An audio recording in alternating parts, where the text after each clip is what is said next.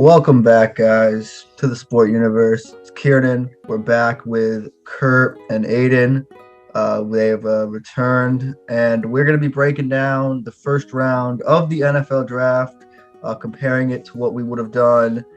Just generally, definitely a lot of guys left, a lot of guys that we picked that are still out there. Let's get into it. We're going to breeze by here. Jaguars take Trevor Lawrence. Not much of a surprise. Jets take Zach Wilson. We'll talk about those picks a little more when we get to their second picks and like what they did to pair with their other picks in the first round. But we all knew the draft really started at 3, and the 49ers went and got their guy, Trey Lance. So I'm going to swing it. Kurt, you had their pick in the mock. You went with Justin Fields, but what do you think of them going Trey Lance? I think it was a smart move. You still got Jimmy G there, obviously. It's a guy with potentially Pro Bowl upside there that you can slot in behind Jimmy G for a year, let him learn the Shanahan offense. I still like Fields in that spot. I think he's going to be the second best quarterback in this draft. Trey Lance, once again, offers a tremendous amount of upside with a powerful arm, dynamic legs. Can't complain. Yeah, I definitely I would have went Fields too, but Trey Lance is definitely the pick over Mac Jones. We definitely established that. And he's got the physical tools. He's got them better than anyone in the class. He may have the highest ceiling besides Lawrence. I like the way they went. I definitely, when it came out that they were deciding between him or Jones, I definitely was leaning towards them going Lance, and that's what they did. Aiden, what do you think? Yeah, I think they make the right selection. Obviously, they had him in mind when they made this trade a while ago, and I don't think that Mac Jones is really ever the pick. I feel like he fits the system better than Justin Fields, and that's why that they went with him. They run a lot of rollout stuff, and that's definitely something that he did.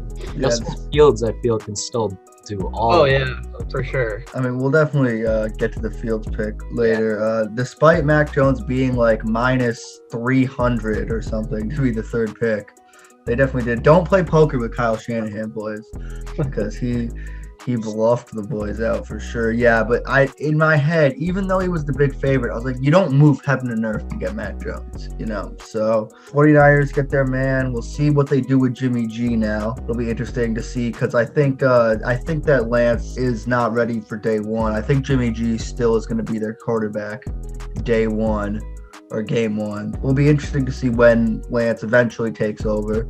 Now let's move on. I was the Atlanta Falcons. And they take Kyle Pitts. They opt to stay in the fourth pick. Personally, I think that it takes two to tango. So teams definitely could not have been willing to give up what the Falcons wanted for that fourth pick. And they still get probably the best non-quarterback in the draft, so you can't complain. I just still think they missed an opportunity to get a lot of value for a team that wanted a quarterback. But again, it takes two to tango. So it's easy to say that here, the armchair GM. But if nobody, is willing to really give up a lot to get to the fourth pick, which is probably what happened, you take the best player on the board, and that was Kyle Pitts. Well, what do you guys think? Yeah, I feel as if this pick was pretty coveted, and there was no team that was willing to give up what was worth it for him. I mean, I feel like the only way a team was going to trade up wasn't to take Pitts is the thing, so they were going to take a quarterback, and they weren't ready to give up the value after having the top three in their minds go, because a lot of people let Fields fall, so obviously it seems like teams weren't as high as on him for some reason. Yeah, Pitts, it's just a can't-miss pick there. You pair him with Julio and Ridley, and that makes it a very dangerous Atlanta offense. There's still a lot of question marks for the Falcons. Obviously, that defense still looks like a nightmare in a bad way, I mean, obviously. Yeah. And when you're at that 4 slot, you're not really in need of a quarterback. Matt Ryan's still there for a year or two. Might as well get him another weapon, make a run at this thing. That's definitely going to be an analyzed pick just because, when you're picking that high and with this quarterback class. Kyle Pitts, you can't complain at. So I'm going to give that pick, I guess we should start grading these picks. I'll give that pick a B+ just because, again, I think they really should have looked to trade down, but I'm going to go A+. I'm going to go an A there. I mean, bringing up another point that we didn't mention. They're considering trading Julio, it looks like. So obviously don't know if that materializes in the coming weeks, but if so, it's a good replacement right there. Pitts can play wide receiver too. That's the thing. They could just put him, as his replacement if they wanted to. So the 5th pick was made by Aiden, and they went the way you went. So let's break that down.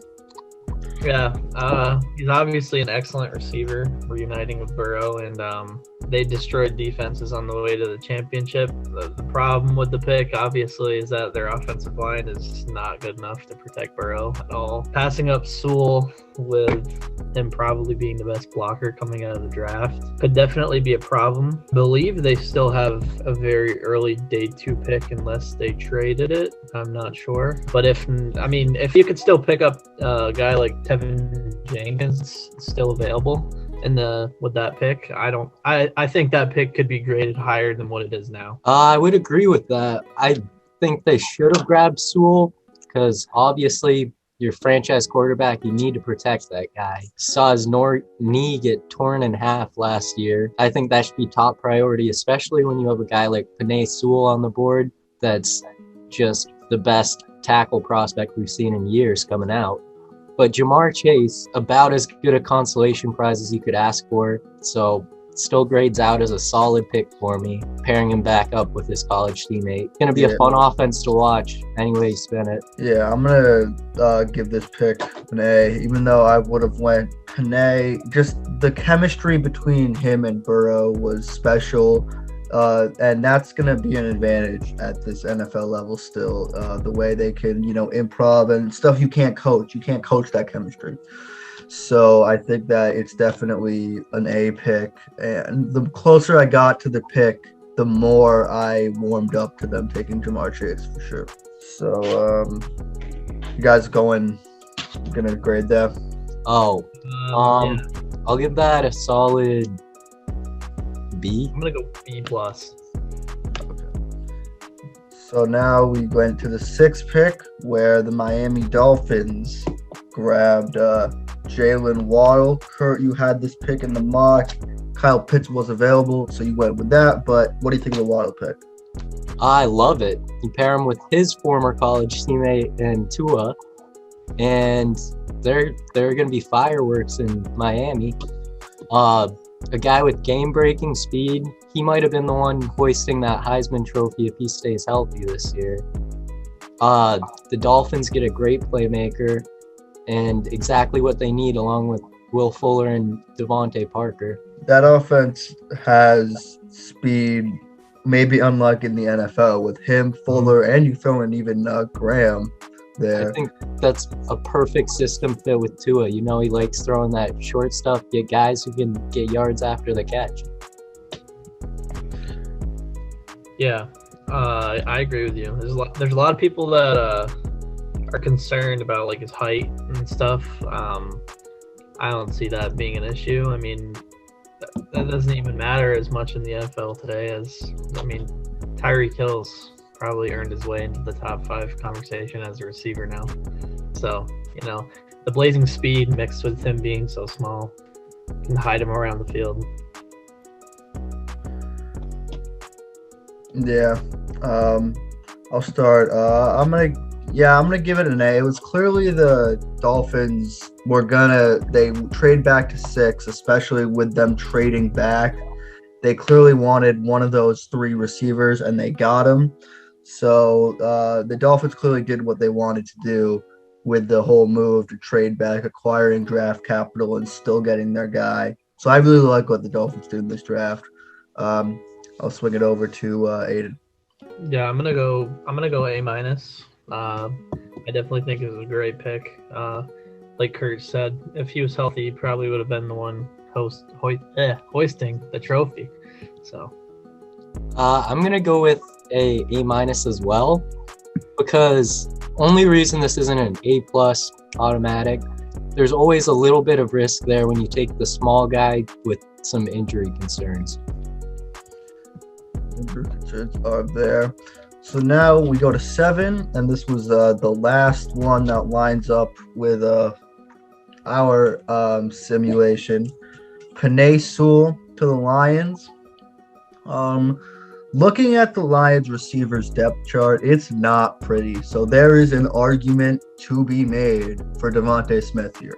And we're going to go into that debate. But Penei Sewell, I said it in the video before, he's a generational type left tackle. You pair him now with Taylor Decker as their right tackle, and you've got two really good tackles. And that's for a rebuilding team to have your tackle core set. That was too much for the Lions to pass up, and it's way easier to find, to replace the interior O-line. Not many bad O-lines have two good tackles. So that's definitely it's where they went. I like the pick a lot. What about you guys? Okay, I know how we've been grading out the picks after we all go through, but just right now, this is an A+ for me for the Lions. You get a guy with potentially Hall of Fame talent to build around on that offensive line. I'm sure Jared Goff is just fine with this pick as well. Yeah. I agree with Kurt. A+. There's no doubt in my mind when it got to 7 and he was still available that the Lions were going to jump on it. If everyone was watching the draft, you saw how ecstatic their war room was that he was available. Dan Campbell was freaking out, biting legs off. Crazy. It's going to make Jared Goff feel much more at home. I feel like he definitely wasn't welcome to the idea of being traded to Detroit. He's always had a good team around him in Los Angeles, so it's never been a worry for him. But I definitely agree. The only other thing is receiver.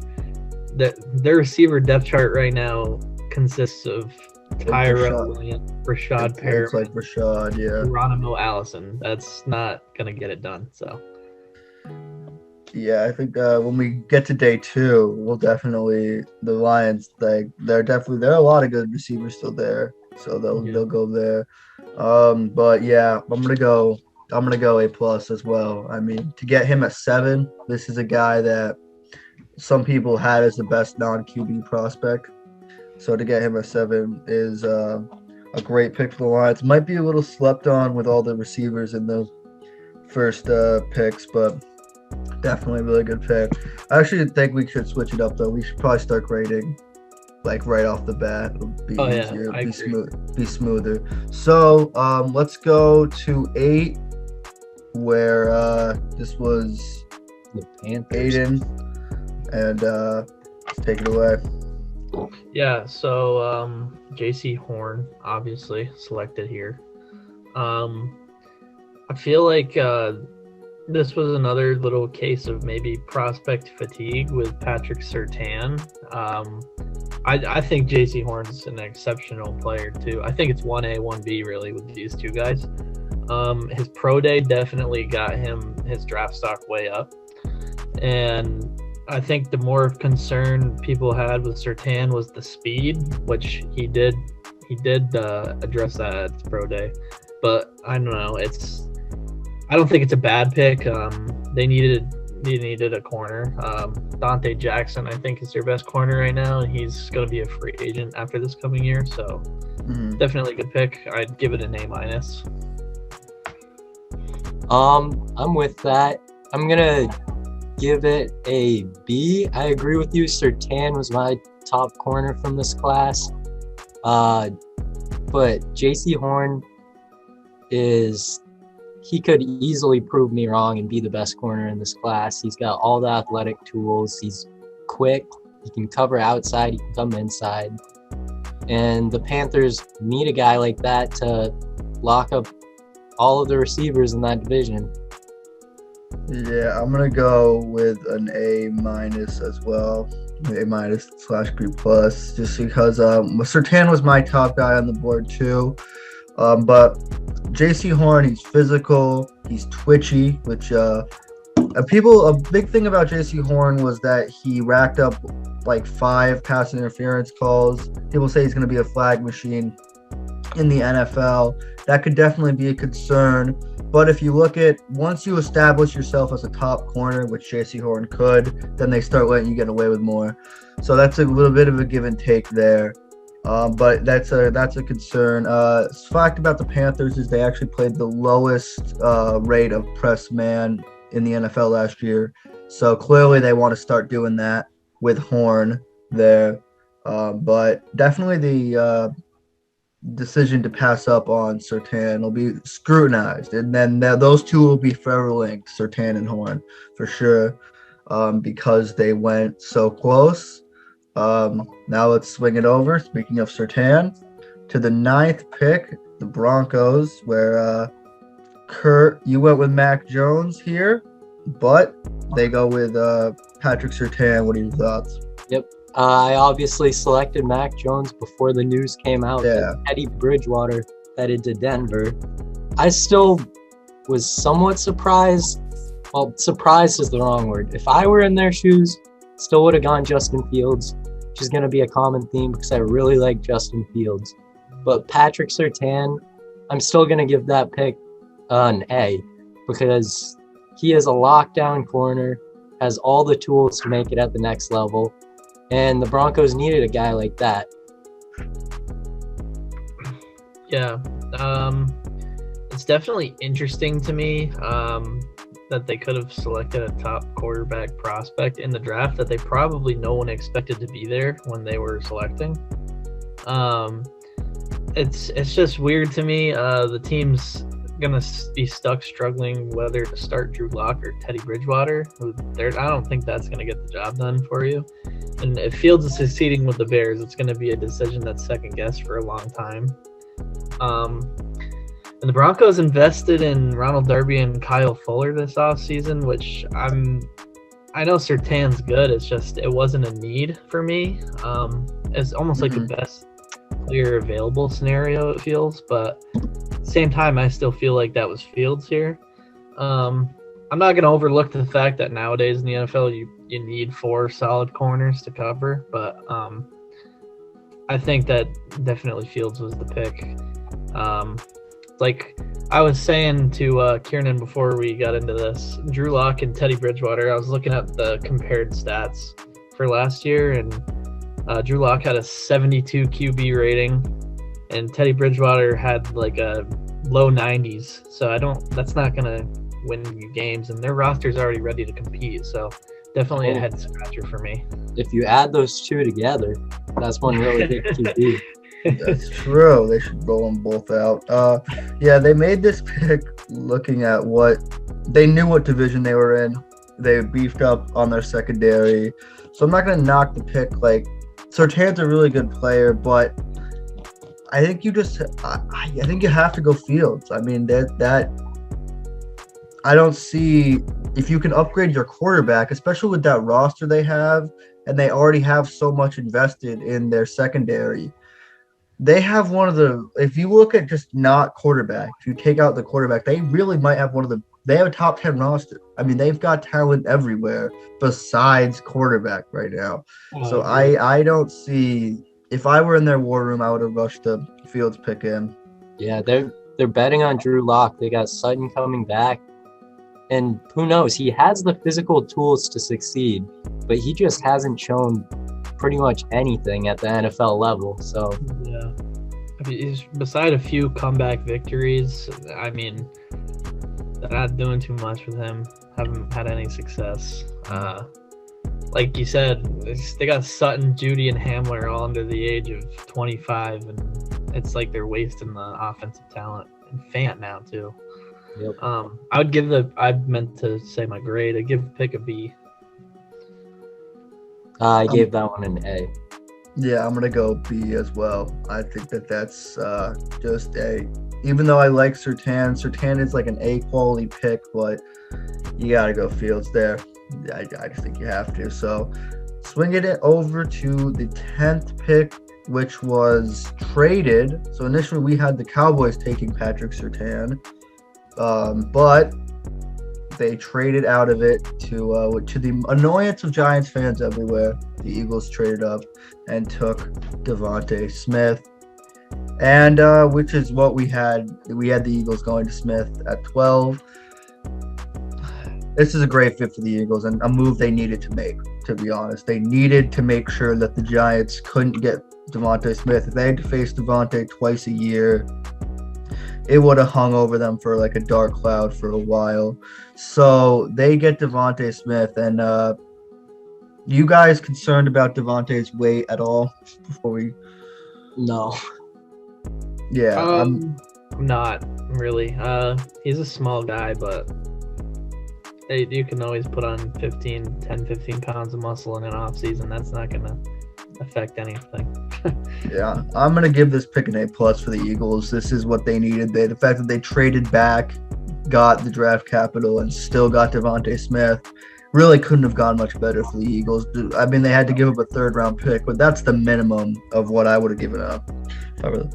I'm in complete agreement. That's an A+ pick.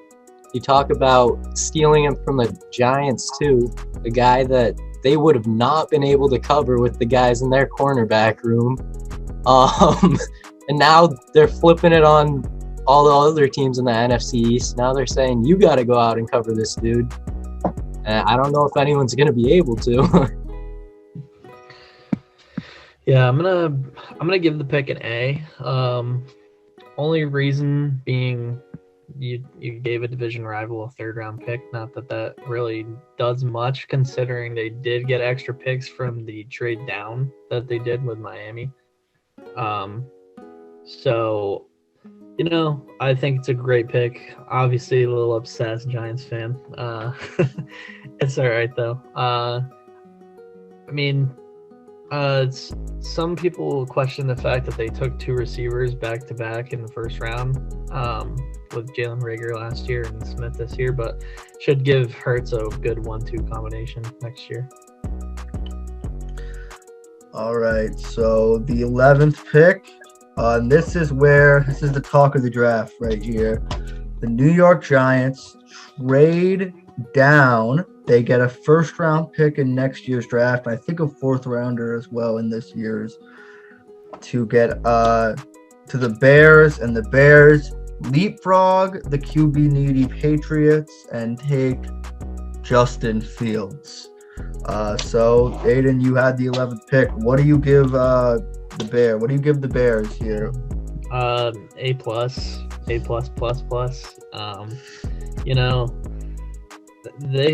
I feel like this was one of those draft trades that can't really be scrutinized. This was a great deal for both teams. The Bears have been a roster for the last 3 years that really have just been a QB away from maybe being in the Super Bowl. So,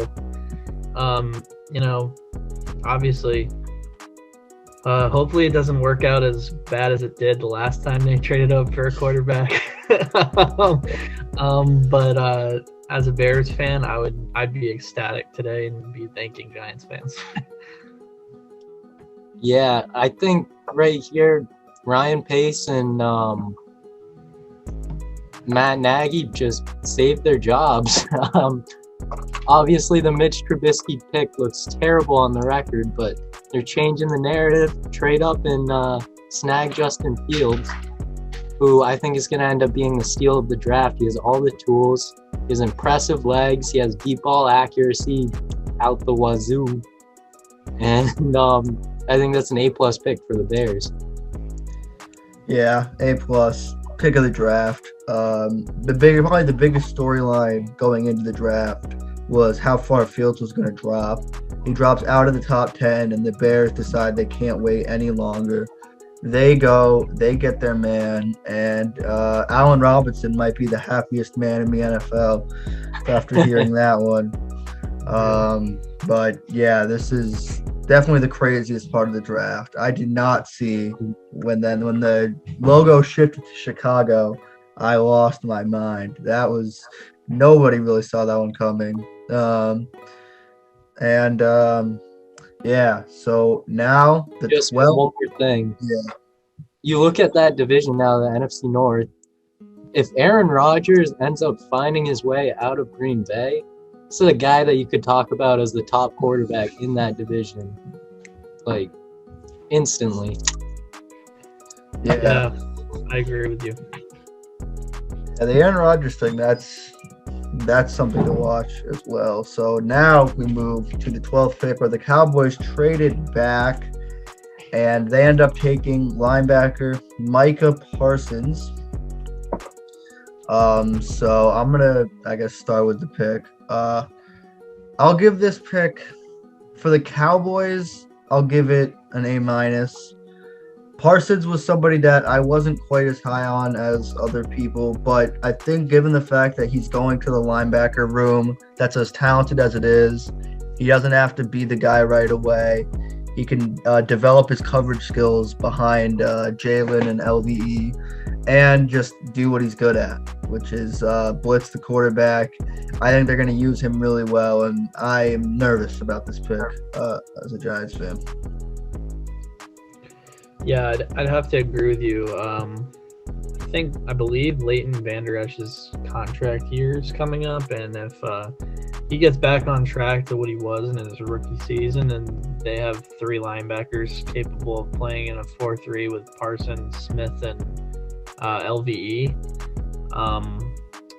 all those guys can cover. They all stuff the box, and that's gonna be a great run defense, along with all these weapons now that are in the NFC East as far as pass catchers go. They're going to be covered. I mean, it's a great linebacking core. This is almost like a Tremaine Edmonds-esque type of thing that happened in 2018, a great middle linebacker that fell all the way to this pick, and they wanted a corner, but they were both gone, the 2 best ones. So, I mean, I feel like they got great value here trading back. Got a 3rd-round pick and got an arguably what people thought was the best defensive player in the draft. So, yeah, I'm gonna give this pick. Oh, my bad. No, you're good.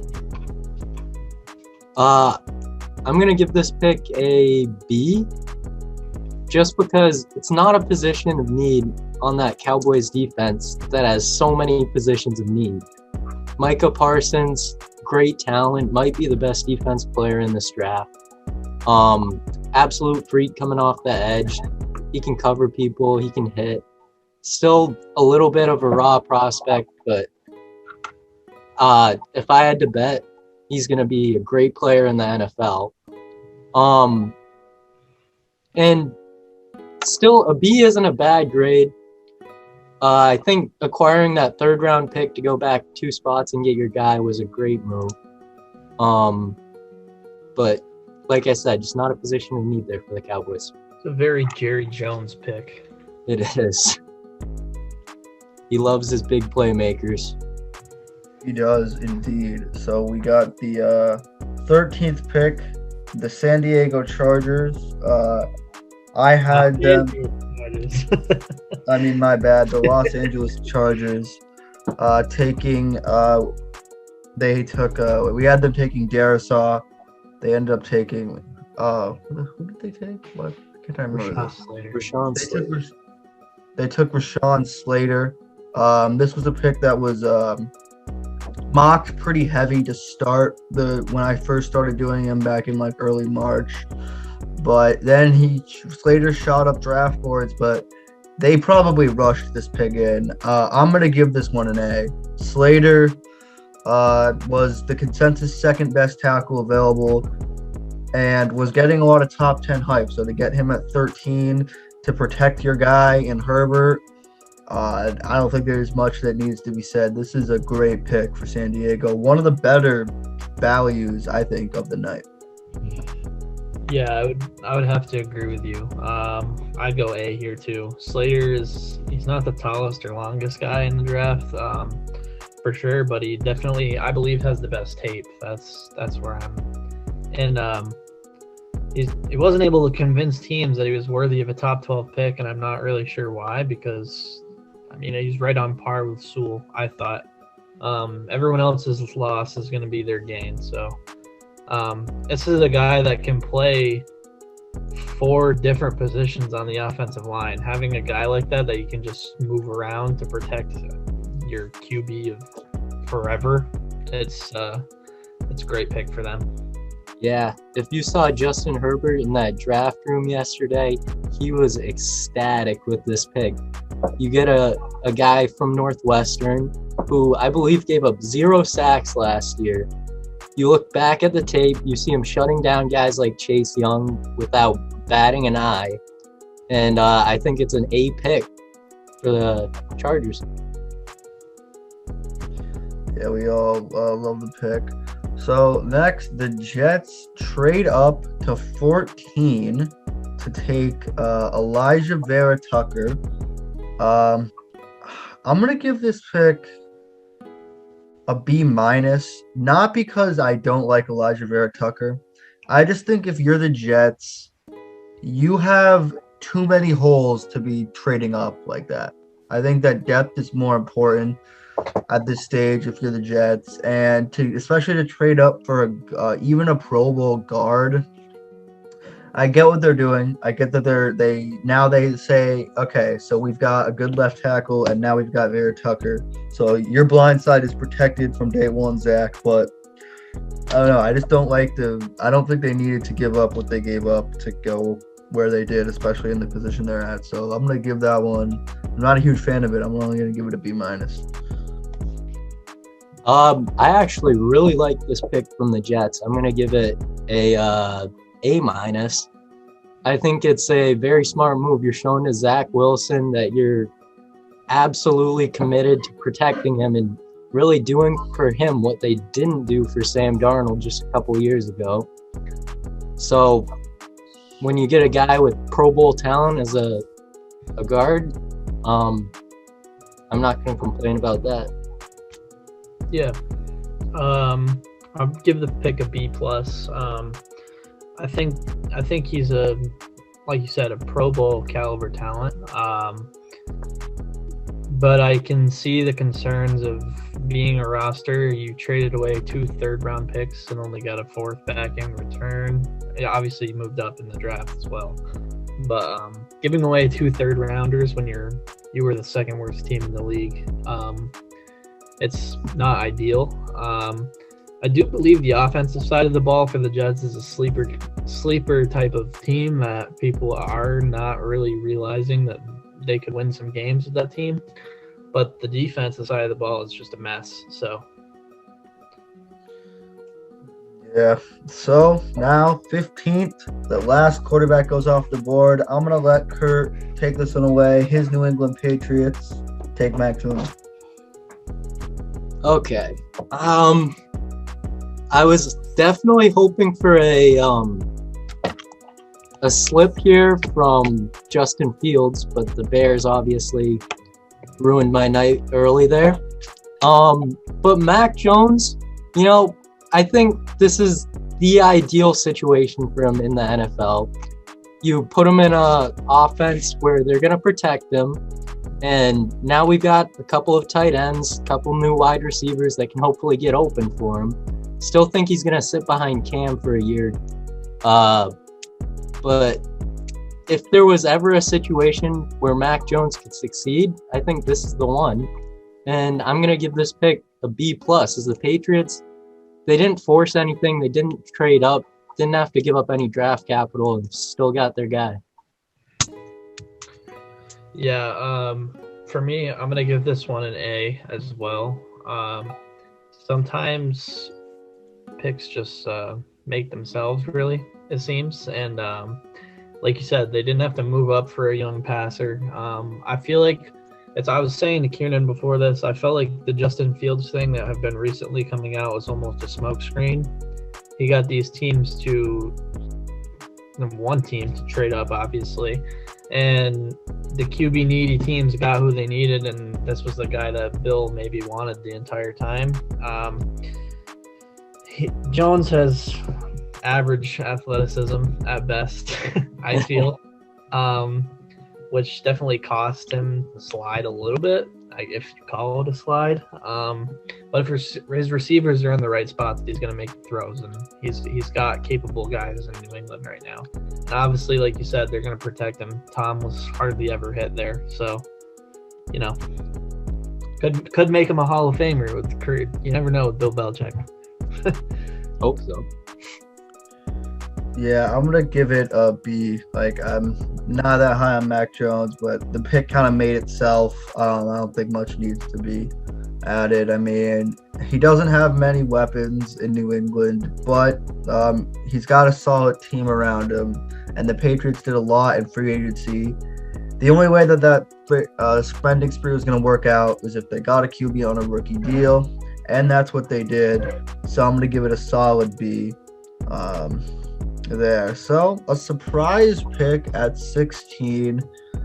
The Cardinals, the second linebacker off the board is not Notre Dame's JOK, but Xavier Collins from Tulsa. Let's swing this. Who had the 16? Oh yeah, I had this pick. So I took Caleb Farley here, and that's probably where I would have went in this draft because he was still there. But Xavier Collins, Kurt was saying it when he took him on the Bills. He's a great coverage guy. He's got great physical tools, and he's 6'5", 260. That's kind of speed that doesn't come around. That doesn't grow on trees. So I definitely see it. It's very interesting. They pick Isaiah Simmons last year. They pick Xavier Collins this year. How they're gonna mesh is gonna be interesting. They pick kind of like two tweener guys. They seem to be going that mold, which I don't hate, but it's an interesting pick. So I'm gonna swing it. Aiden, what do you think of this pick? So I definitely think he's like an all-around stud. He can chase the quarterback if you need him to, and also play coverage. He kind of reminds me of Anthony Barr. That would be my comparison for him in the NFL. He's a big boy, but he's got some speed to him as well, and he can rush the passer. I definitely kind of was surprised with this pick. I liked Greg Newsome more in this spot, kind of. Losing Pat Pete, they don't really have many people out at corner right now. But at a premium position, they also, I believe, they lost Hassan Reddick in the off season, so that's could be a replacement for them. So plug and play right there. So I'll give it an A-. Yeah, this was a surprise pick to me with Xavier Collins going off the board, but a surprise pick that I liked. I didn't expect him to go this early, but he went for all the right reasons. Pair him with Isaiah Simmons, try to take some of the load off of him. And like Aiden said, he can get to the passer. He can play in coverage. This is a guy who I think is going to be very good at the next level and surprise some people. I'm going to give this pick a A-. Yeah, I'm going to go B. I don't think I gave it a grade. I'm going to go B just because I think that they needed to go corner, and there are a lot of good corners left. I think they really, their cornerback depth chart, it is not pretty right now. And especially since there was a little run of corners there, I think they kind of got hurt there. But, still a solid pick. Xavier Collins, somebody we had going in the first round. So, now, Aiden, the Raiders. Pull Raiders. You said it in the video. No one knows what they're going to do. You went with Tevin Jenkins. What do you think of their selection of Alex Leatherwood? So I don't exactly hate the pick. It's another one that's like, this is just very Raiders, Mike Mayock, John Gruden-esque selection. I projected him to go in the first round in our mock that even I believe you guys were kind of a little surprised about. I feel like I said, these tackles seem like it's like a rotating door. Like one day there's some guys that are in the first round and one day there aren't. It wasn't like surprising to me that he came off the board, but I feel like Tevin Jenkins, like here, like I mocked, was definitely the better pick. Even Christian Darrisaw better than Leatherwood. He blocked for Bama though. The man is good. He's gonna play in the league for many years. I guess plug him in at tackle or guard and let him do his thing. But like, I don't know. B+. Didn't love this pick at all for the Raiders. Obviously, they needed to go offensive line after dismantling their whole line this offseason. And it's a very Raiders pick, though. They've made a habit of just going out and getting their guy wherever that may be. Obviously, last year you saw him take Damon Arnett way earlier than anyone had him, and that hasn't really worked out. So I'm questioning the strategy a little bit for the Raiders, especially with the guy like Darrisaw on the board, who I think has more talent. I'm gonna give the pick the C-. If the Raiders have had a history of reaching and it working out, I would be a lot less skeptical of this pick. I would trust them a lot more. But I mean, you see, and I'm gonna go back. You went the pick last year. I'm gonna go. I don't remember if this is 2 years ago, but them going Cleveland Farrell too. Yep. That was another one. This is Leatherwood was like this with Darrisaw there. I'm gonna give it a C+ because I think like Leatherwood, he did block for Bama, but I don't see it really. I think that Darrisaw or Jenkins would have been a much better pick. And apparently, though, I've heard some stuff that is saying that he was like there were people in their room that thought he was like the best player in the draft. So they were really, really high on Leatherwood. We'll see how it works out, but it's the Raiders being the Raiders, you know. You can't mock for them. You can't really prepare for what they're going to do. And we'll just hope that Alex Leatherwood works out against the grain. You know, you go again with your gut that many times. You know, it's probably going to work out at least once. So now we're going to swing it to the 18th pick, which was Miami. They pick Jaelan Phillips. This was Kurt. You had this pick in the draft, and you had them going. I had them going JOK. You had them going Owusu Komora.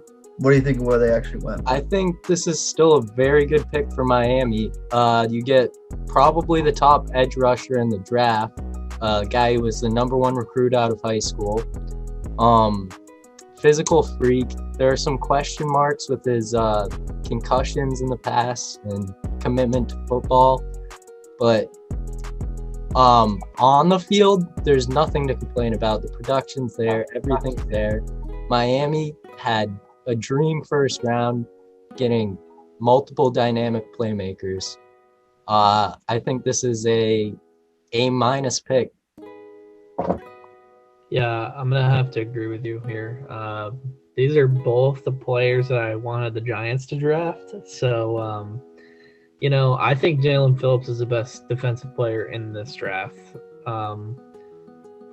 Like I said before with Waddle too, I believe I'd rate this one an A- just specifically because both of the players that they drafted do have injury concerns. Phillips could be just one concussion away from deciding he never wants to play again, and then they're going to be stuck in a Deion Jordan situation they had a long time ago, and they drafted him and he never just panned out and was on the roster for 4 years and played special teams.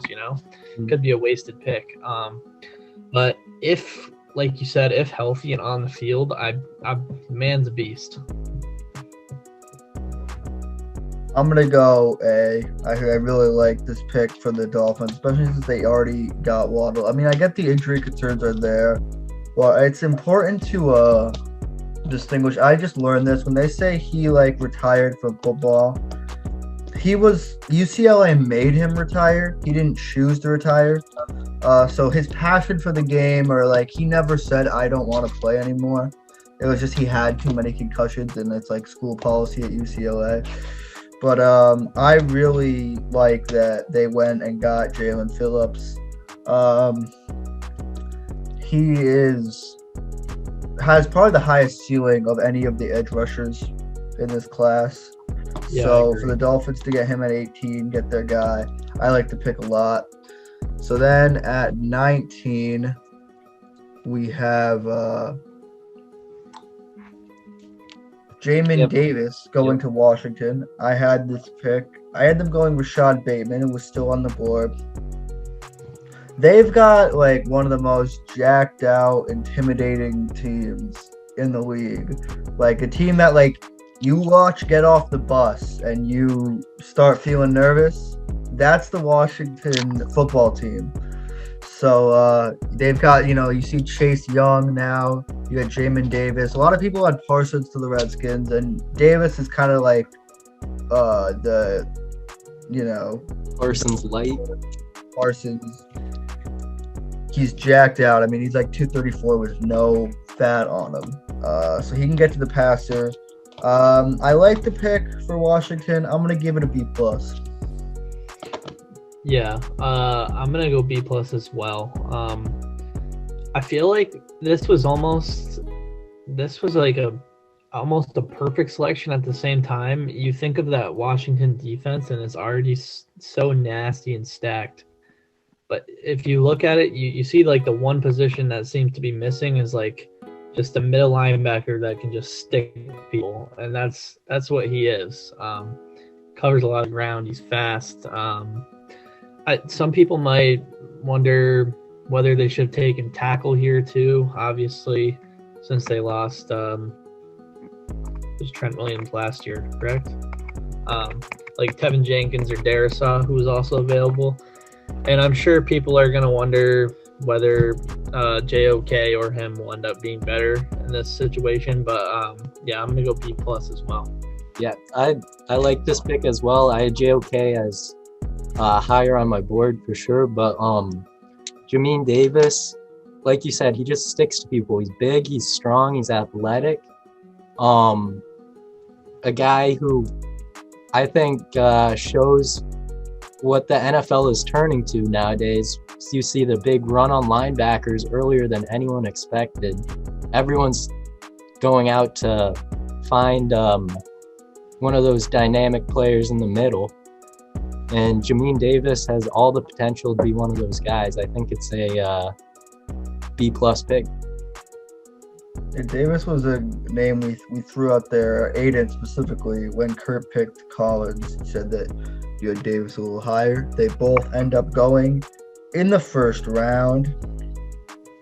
So now after Jamin Davis, the New York Giants take Kadarius Toney at 20. Aiden, what are your thoughts?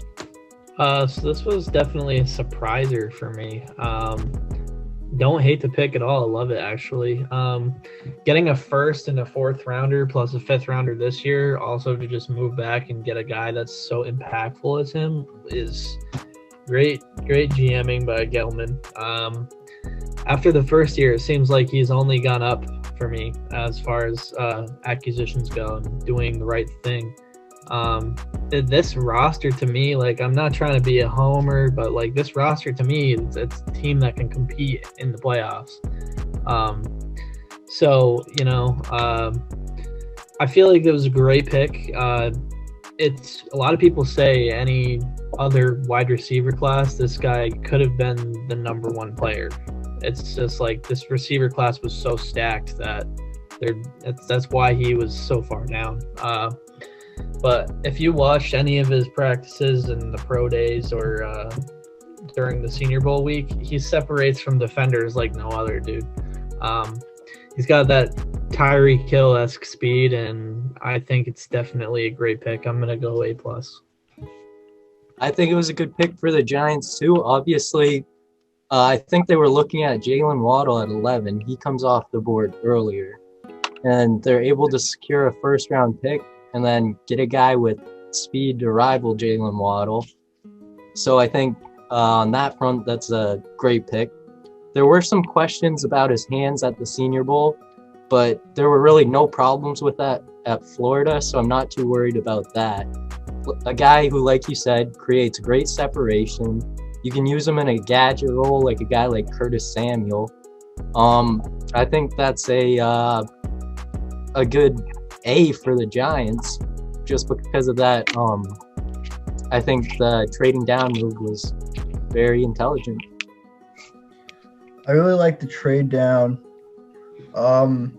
I just think that given that the quality of tackles that were there, the quality of edge rushers that were there, I would have liked them to go in that direction more.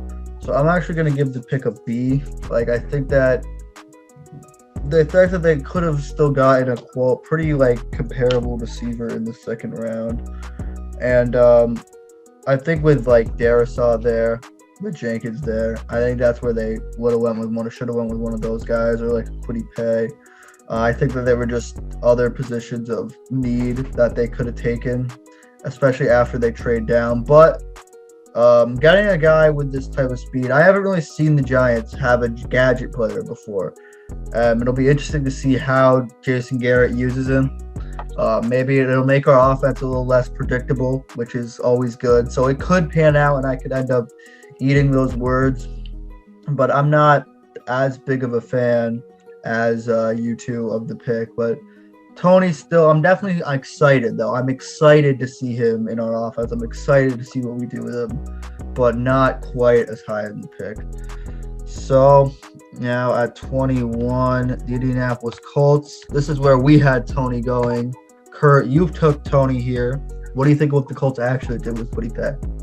I love the pick for the Colts. They stopped the slide of a guy that was, to a lot of people, the top edge in this class. Physical freak who's already very polished in the run game. Still needs some work getting to the quarterback, but like I said, has all those physical tools that you look for, and I think he's going to get there. It's a guy that they used to replace Danico Autry, who just left in the offseason. Fits a positional need. I think it's a B+ for the Colts. Yeah, definitely not exactly he's very raw pass rusher, as you said. He's a freak in the run game, though, and all it takes is a little bit of coaching to convert that to generate pass rush, especially with just if he can get some speed off the edge and just be intense. Definitely going to be able to get to the quarterback and get some hurries and some QB hits. I believe they definitely needed to address Anthony Costanzo retiring too on the offensive line. But with the run on linemen, obviously Darisaw and Jenkins were here, but with the run on linemen, they maybe even could trade up in day 2 to try to get somebody. I'm not sure. But definitely he was a top 20 prospect, and they got him at 21. So, I mean, you can't complain. I'll give it an A. Yeah, I'm going to give it a B+. I think that the Colts, if you look at their last couple of drafts, they have loved the round 2, day 2 end, and they haven't really worked out and they learn their lesson. They go and they target a guy with Kwity Paye's natural ability at 21 in the first round. They're not waiting to get the edge rusher in the second round. I like it for the Colts. They needed a guy there. I'm going to give it a B+. So at 23, the Vikings trade down, and this is finally where Christian Darisaw. You missed 22. The Titans. Oh, my bad. Okay, yeah. The Titans take Caleb Farley from Virginia Tech. So another player that slid a bit farther than where we picked him. I picked him at 16. The Titans get him at 22. I'm going to give this an A for the Titans. This is a guy who, if he clears every, injury concern, then he could be the top corner. I mean, he's got closing speed like you've really rarely seen coming out of college. He's got all the physical tools, and like we were talking about in the mock, the Titans really need corners. They don't have corners. So for him to fall as far as he did, this was a home run for the Titans. Yeah. I'm going to give it a B-, or B+, sorry. Only just because of the injury concerns. That's definitely why he fell as far as he did. I feel like a lot of people predicted that to happen just with what they've been saying about him lately. But at the same time, his upside as a playmaker makes him pretty worthy of this, and they really had nobody back there at D-back. So this could be a top 12 type of player that they found at 22. So, I mean, I'm going to go B+. Yeah, this is a real boomer bust pick for the Titans. Guy that could be an extreme value here, but a guy who also could, I mean, be injured his whole career. We have no idea. Like Kieran said, the Titans are very thin at cornerback. They're very thin at edge. Kind of thought that might be the direction they turned, but with Farley there, I like the pick. A while back, he was the top guy on a lot of people's boards, and just the injury concerns with the back, and I believe it was a knee. Yeah. That move him back in the first round. I think that's still a B pick for them, just based off upside. All right, so now the Vikings at 23. They stop the slide of Darisaw. They get him there. I love that for the Vikings as well. I think that he was kind of in he was pretty clearly my third tackle off the board. So to get him at 23, especially after trading back, I'm gonna go back-to-back A's. I think that the Vikings made out really, really well in this draft by getting Christian Darisaw at 23. He had like a 95 PFF grade, some crazy like that. He's, maybe the most quick guard or tackle besides Penei Sewell.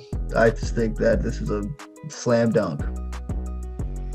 Yeah, I'm gonna definitely. I think this is a home run. I'm gonna give it an A+. This was a guy that I had mocked a lot to the Vikings at 14, and they managed to trade back 9 spots and still get the guy that they wanted. And in the process, acquiring 2 third-round picks, that's obviously very valuable nowadays. I know there's a lot of people that are concerned with his inconsistency of finishing plays and kind of being lazy, but I don't, with his athleticism and strength, definitely he has to make it in the NFL. So he could definitely be a potential long-time starter. So I'm gonna go A+. No, I love this pick for the Vikings as well. I'm right there with you. I'm gonna give it an A+ as well. He was my third best tackle on the board, but I think he definitely has the potential to be at least the second best tackle. They stopped the slide here, and they acquired those 2 third-round picks. It's great value for the Vikings. So at 24, Kurt, you had the Steelers going Azeez. They end up going the direction where a lot of people thought they'd go. They went Najee Harris. What do you think of them? Yeah, this is kind of more where I expected them to go, as opposed to where I would have gone. I don't love the pick just because it's a first-round running back. You can't really love a first-round running back unless it's a guy who's just generational, like a Saquon Barkley type. But Najee, he's obviously going to add a very physical element to that offense, running through the tackles and catching passes. I'm going to give that pick a C. I'm gonna give it an A, strictly based off of need, not off of me enjoying the pick. I'm definitely right there with you in all the other aspects. If I don't think it's a great selection, because picking a running back in the first round is just kind of ludicrous nowadays. But they needed somebody to fill what Le'Veon Bell used to do, and this guy can do it exceptionally well, maybe even better. Who knows? This is a guy that we've heard buzz around since he was in 8th grade. That's the thing. So this guy has the potential to be a freak. The Steelers have always been a team that are just ground and pound, want to run the ball. And if they can get back to doing that, that's when they were most successful. So I'm going to give it an A. I'm going to go B-. I think that like running back in the first round, I just don't like it. I think that if you're gonna want to shore up your running game, you take an offensive lineman. But at the same time, James Conner just wasn't it for them last year, and you do need a guy that can help out your offensive line by, with his vision. And Najee Harris has great vision. So he'll definitely make an impact. Definitely in terms of fantasy, he's a guy to keep an eye on. He might be the first rookie drafted in fantasy draft. But yeah, I'm gonna go just running back in the first round. I can't be enthusiastic about it. And that means we're Especially probably with so many tackles on the board. That's the thing. Yeah. Well, if I'm not enthused about picking a running back for the Steelers, I'm really not enthused about the Jaguars taking Travis Etienne. I'm giving this one a C. I think this is such an important pick for them. Just like you get Trevor at 1. Who is that first guy? Who's that other building block you give him with? Right? And you have a roster, you tore down this roster to get Trevor Lawrence. And you go and you had a top 5 runner that was undrafted last year. James Robinson wasn't drafted. That should show you the value of running backs. And you get Travis Etienne. I don't like this pick at all. I think it's just not a great second start, I guess, to the Lawrence era. I don't think it's a good pairing. But you did get his boy. So I'm not going to go too ridiculously low of a grade, but I'm going to go C. Yeah. So I hated this pick at first. I still do. I give their whole draft grade an A as a whole, obviously, because they hit the home run on the QB. He's going to be amazing. But this pick specifically, I'm not even sure what to grade it. Probably give it a C. Like that's what I would go with. James Robinson was a top 5 back in the league last year, if no one noticed. I would have expected them to go in another direction, like Liam Eichenberg or possibly Tevin Jenkins, even Rashad Bateman, possibly. But at the same time, it's like a weird spot almost, because they could have picked a player there, but at the same time they're going to pick at the top of the round today, so they could still get one of those guys. It's like, but you could have got Etienne at 33 and picked one of those guys there, but you could still do the same thing. So Yeah. At first, when I saw this pick, it was a wow pick. As I let it simmer a little bit more, though, I liked it in more than one way. You get to keep Trevor happy, obviously, getting him his backfield running mate. I think he's the most explosive back in the draft.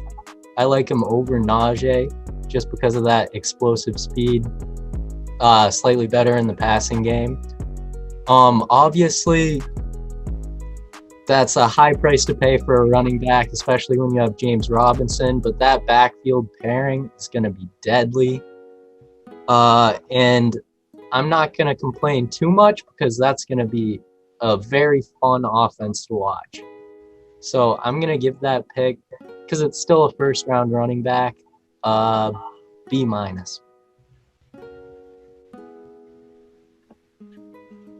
Yeah, so all kind of in agreement. So we get to 26.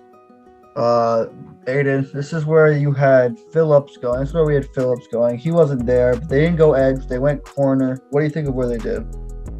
Yeah, you can't have enough cornerbacks, as I said before. You need 4 solid ones nowadays.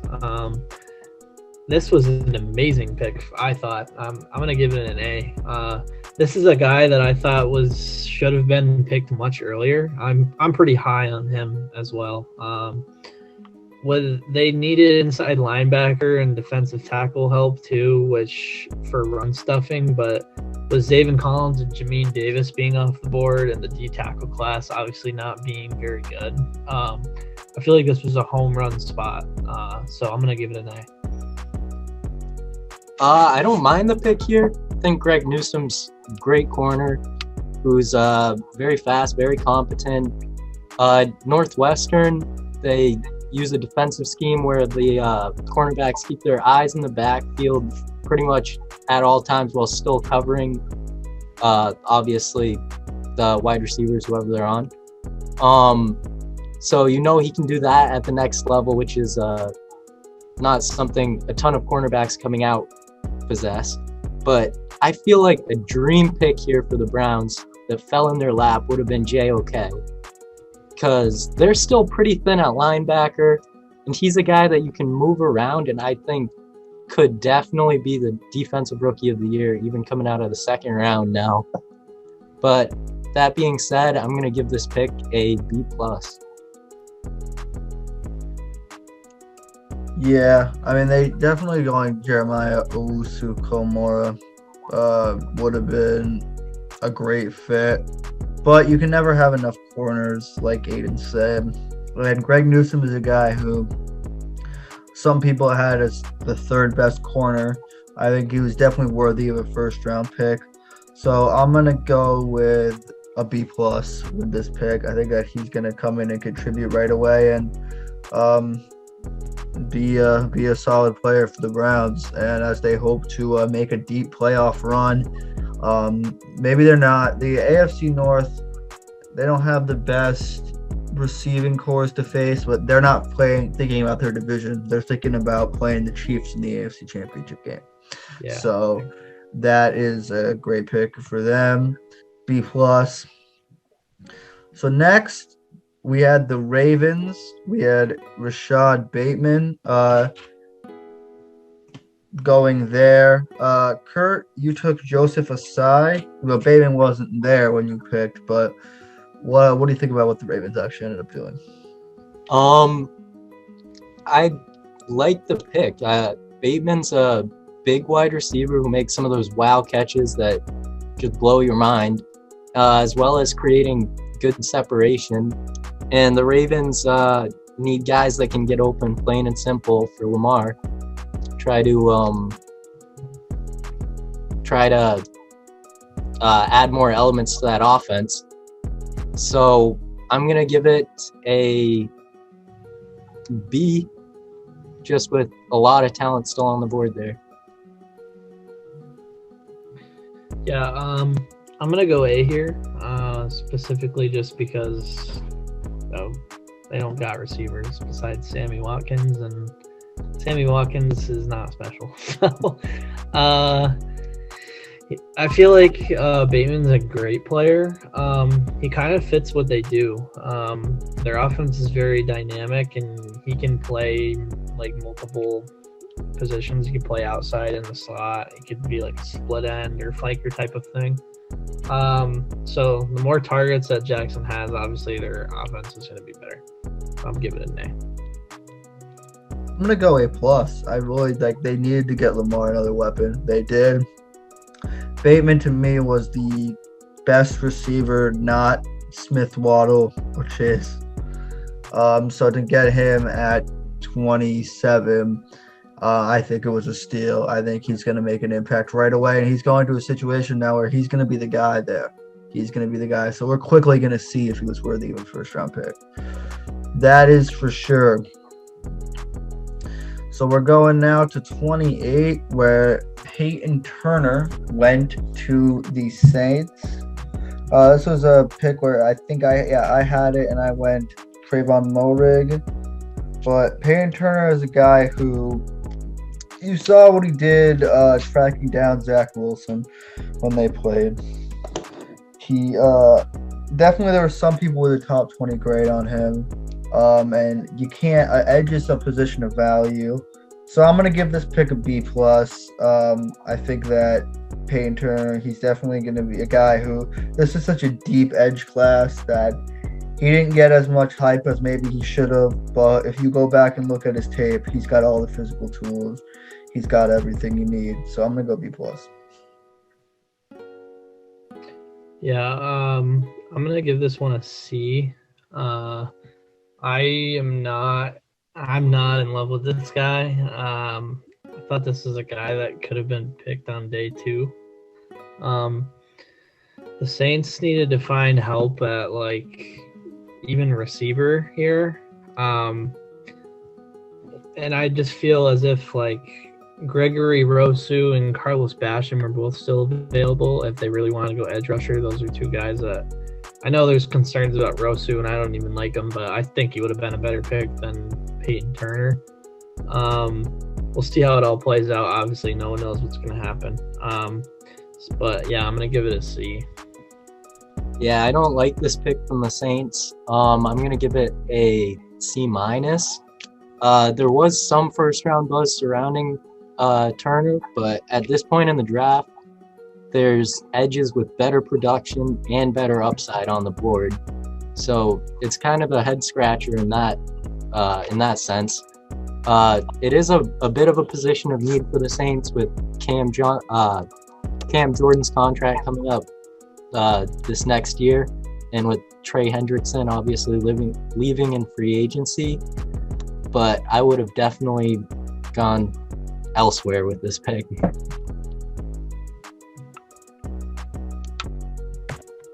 So now we get to the Packers, who the biggest story of their night was not even who they picked. It was that Aaron Rodgers wants out. And so everyone was saying, get him a weapon, get him a weapon, get him a weapon. They did not get him a weapon, get him a weapon, get him a weapon. They ended up drafting defensive back Eric Stokes from Georgia. So that made it 5 DBs in the first round. They needed a corner, so I can't bash the pick too much. And if the bridge is already really burnt with Aaron Rodgers, I don't think like a mid-tier-ish receiver would really help that much.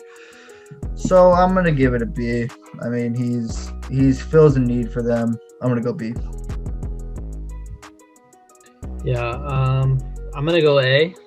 I think cornerback was a major need for them, obviously, after even re-signing Kevin King for some reason. I still say it every time. He can play in the slot or outside. It was definitely excellent usage of the pick. But I guess I'd give the pick an A. I'd give the front office an F. You have probably the most generational talent of a quarterback to ever step on the field, and you're just pissing him off more and more day by day. Don't really understand it. They're definitely going to have to try to find receiver and offensive line help rounds 2 through 4, because you're burning the bridge even more than it's already burnt to the ground. So I don't really know what they're doing there. But yep. Yeah, I certainly thought this would be the year that they'd extend that olive branch to Aaron, get him a weapon in the first round. But they obviously end up going a different way with Stokes, who is a very talented corner with size, and hopefully they can put Kevin King in exile now. But man, they need to get Aaron another weapon. Yeah, and we'll talk about that when we get to day 2. Let's speed it along here. The Bills, now they go with Gregory Rousseau, pretty close to where we had him going. This is where you had them taking Collins. Obviously wasn't there in real life, but what do you think of the Rousseau pick? I like the pick for the Bills, a guy whose production was off the charts in his year at Miami. Originally in high school was a wide receiver and a safety, interestingly enough. But if you look at those highlights, he is just a massive man with all of the physical tools you could ask for. Lacks a little bit of the bend that some of these guys have, but like I said, he's still raw. He can get there. And the production, it stacks up with anyone in this class. So I think the Bills win a good place with this pick. I'm going to give it a B+. A guy that some people had as the top edge rusher in the class. Yeah, I'm going to go A. specifically off the fact that I feel like the Bills roster is just so well built that they could just go with the best player available, and maybe not even would have been him here, but for them, I think this pick will suspect to be proven over time. That's going to be an excellent pick. I don't think he's going to produce right away just because I still think he's very raw. But maybe 2 or 3 years down the road, this guy, he could be one of the best players in the league. You never know. So I'm going to give it an A. Yeah, Rousseau, big thing about him is how just he's got such long arms. He can get to the QB. I like the pick from the Bills getting they went with BPA. Clearly in their mind, that was Gregory Rousseau. I'm going to go back-to-back B pluses. I think that it's a pretty good fit for him. He doesn't have to come in and make a huge impact right away for the Bills to win, which is the ideal scenario, I think, for him. He's in a great spot. So 31, the Ravens select Jason Owe out of Penn State. Yeah, he's got a lot of physical tools. He's another one of these edge rushers. I'll swing it over to A-Stone. What did you grade for this pick? Personally, I'm gonna give this one a C+. I'm not very high on him. He had 0 sacks in 2020. I believe the Ravens, being a team that's been so pent on pass rush over their history, that they could definitely make him a better player. I believe he's probably going to end up sitting and maturing behind guys like Pernell McPhee and Tyus Bowser and Jalen Ferguson. I don't think he's going to play right away, to be completely honest with you. Probably be a rotational piece. But the upside is worth the risk, I guess. In this part of the draft, it's 31. So yeah, I'm gonna give it a C+. Yeah, I don't mind the pick here. Hopefully trying to replace some of that value that they lost with Matthew Judon. Just a guy that didn't have much production at Penn State, despite having all the physical tools you could ask for.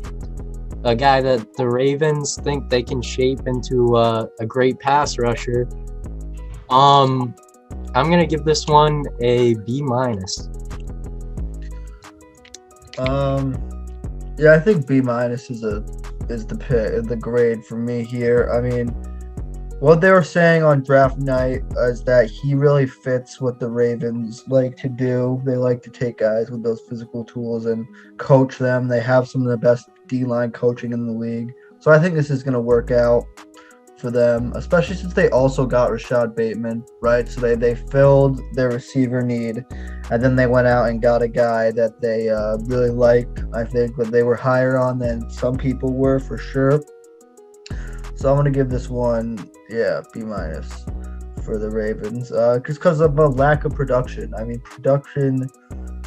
this kind of feels like a basketball lottery pick, where the guy has all the physical tools, but, only, didn't get much playing time. They're still picking him. That's kind of what this feels like for the Ravens, and they have a tendency to make those kind of picks work out. So last but not least, the Buccaneers, the Super Bowl champion Buccaneers. This one was hard to predict because they didn't have any holes. I mean, they brought all their guys back, which we'll see what that does for their cap. But they picked Joe Tryon, edge from Washington, and I'm gonna go with a B. I think that there were other players. I think Barnmore was a guy. Osai. I really hadn't heard much first round buzz around who they picked. So I'll go B, though, because it fills a need, and this wasn't really a must-hit pick for them. Yeah, this is definitely a bit of a luxury pick for the Buccaneers, obviously coming off that Super Bowl win and then re-signing literally everyone. We got Jason Pierre-Paul getting up there in years, so hopefully for them, they drafted a future replacement there. I'm gonna give it back-to-back B-. Yeah, I'm gonna go B+. slash A minus. I feel like this is more of just this guy's very versatile, and that's what the Bucks took him for. Playing a lot of sub packages, and I mean, learning behind a guy like Shaq Barrett isn't going to be a problem. Obviously, it's only going to help him. So, with a roster as good as it is, what do you say, really? I mean, it's a luxury pick, like you said. All right, so now before we sign off, preview day 2 a little bit. Who are some guys that we'll name some guys who we like that are still haven't been picked. I'll name a guy. Christian Barmore, to me, is a guy who I'm shocked was not picked. Especially, I thought for sure he was going at 32. He's the best interior D lineman in the class. But apparently that position just isn't valued, this year. I think there were some of those edges that were taken that won't make as much of an impact as Hubo right away. What about you, Aiden? Who's the guy that you're looking at day 2? Jeremiah Owusu Koramoah.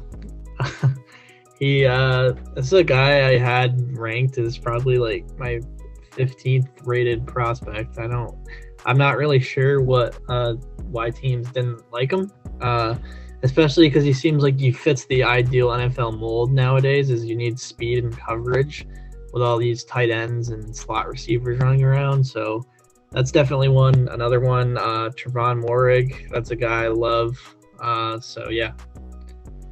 I'm gonna go a different way here. Not a guy that I expected to go in the first round, but a guy who I think is gonna be very good and potentially has that first round talent.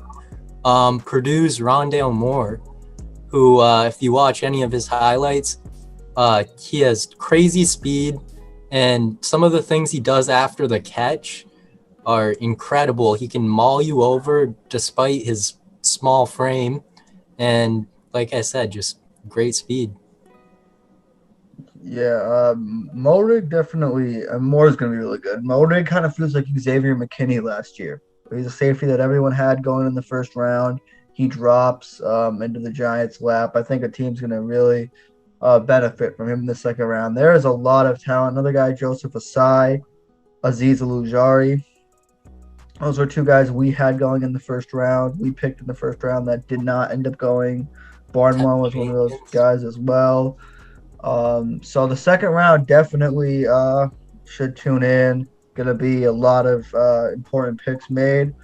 But that about just wraps this up for our draft recap. I want to thank you guys for coming back. I want everyone to like and subscribe. Hopefully that one guy that disliked our video, maybe we turned him around. Who knows? Maybe he's watching right now. But thank you, boys, and let's see what happens in day 2 tonight, eh? Yep. It was fun.